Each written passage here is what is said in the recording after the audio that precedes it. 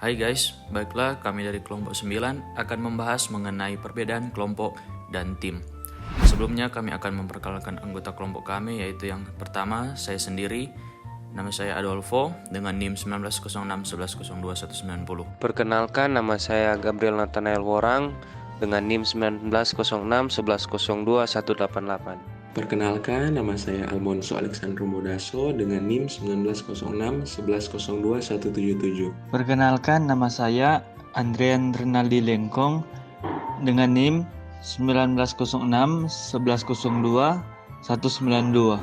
Oke, perbedaan tim dan kelompok ialah kelompok terbentuk dari dua individu atau lebih yang saling bergantung dan bekerja sama untuk mencapai tujuan tertentu. Sedangkan tim adalah pengembangan energi positif secara terkoordinasi sehingga mendapatkan hasil yang lebih besar. Selain kriteria tersebut, masih ada banyak aspek yang membuat kelompok dan tim menjadi dua hal yang berbeda. Secara umum, tim diartikan sebagai sekelompok individu yang saling berinteraksi untuk mencapai tujuan tertentu.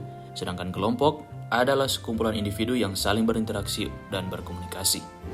Menurut Byrne, tim adalah sebuah kelompok kerja yang memiliki tingkat kompetensi yang sama dan saling tergantung satu sama yang lain untuk mencapai tujuan yang sama.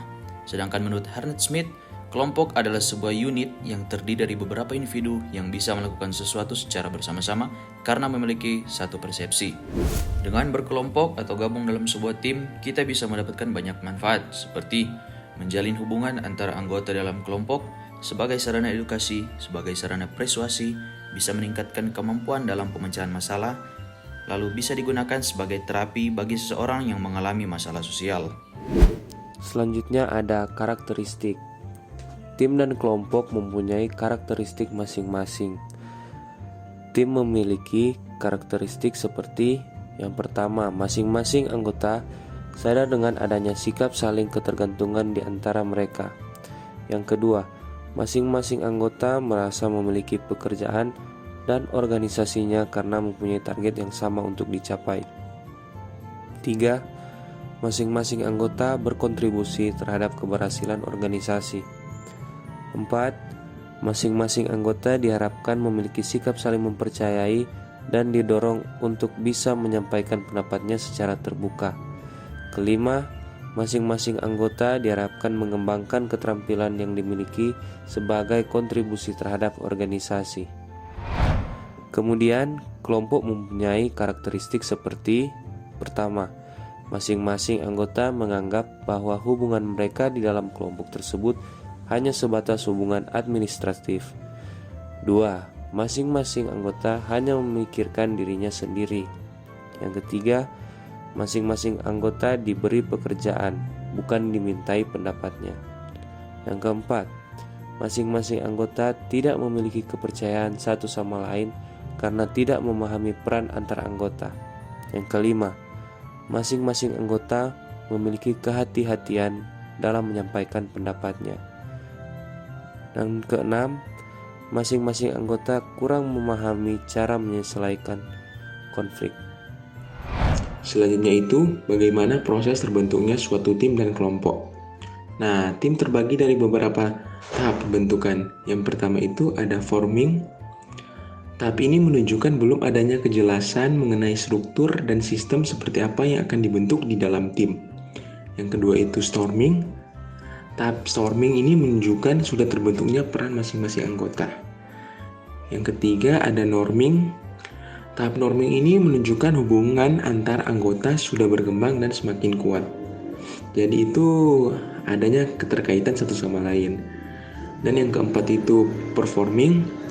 Tahap performing ini menunjukkan bahwa anggota tim telah menerima kelebihan dan kekurangan satu sama lain. Yang kelima ada enduring. Tahap ini menunjukkan bahwa keberlangsungan hubungan di dalam tim bisa saja berakhir saat proyek yang dikerjakan telah selesai. Selanjutnya itu bagaimana terbentuknya kelompok. Nah, terdapat dua psikolog sosial yang mempengaruhi tindakan manusia. Pertama adalah yang berorientasi pada psikis manusia, sedangkan yang kedua adalah yang berorientasi pada sosiologis manusia. Kedua elemen tersebut adalah hal-hal yang mendasari hubungan dan interaksi antar individu, Kemudian perilaku hubungan antara individu yang berkembang dan akan berubah menjadi perilaku individu di dalam kelompok. Nah, lalu bagaimana alasan seseorang bergabung dalam kelompok? Yaitu pertama, merasa lebih aman karena memiliki teman yang keadaannya sama. Kedua, untuk mendapatkan status tertentu. Ketiga, untuk meningkatkan harga diri mereka di mata orang lain. Keempat, untuk memenuhi kebutuhan dengan orang lain. Kelima, bisa mendapatkan kekuatan dari orang lain. Yang keenam, untuk mencapai tujuan tertentu. Nah, jadi perbedaan tim dan kelompok bisa terbagi dalam beberapa hal, yaitu pertama, peran dan tanggung jawab. Kelompok tidak memiliki pembagian peran yang jelas di dalam menjalankan tugas-tugasnya.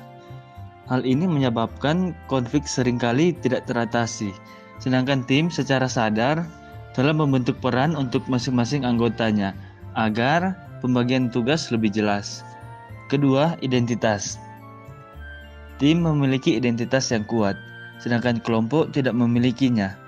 Kelompok dibentuk hanya untuk tujuan administratif saja. Yang ketiga, kohesi. Tim memiliki hubungan yang cukup erat. Masing-masing anggota dengan sendirinya membangun rasa saling memiliki. Sedangkan hubungan di dalam kelompok tidak begitu erat karena tidak ada rasa saling memiliki. Yang keempat, fasilitas. Pemecahan konflik di dalam kelompok berjalan lambat karena peran yang kurang jelas.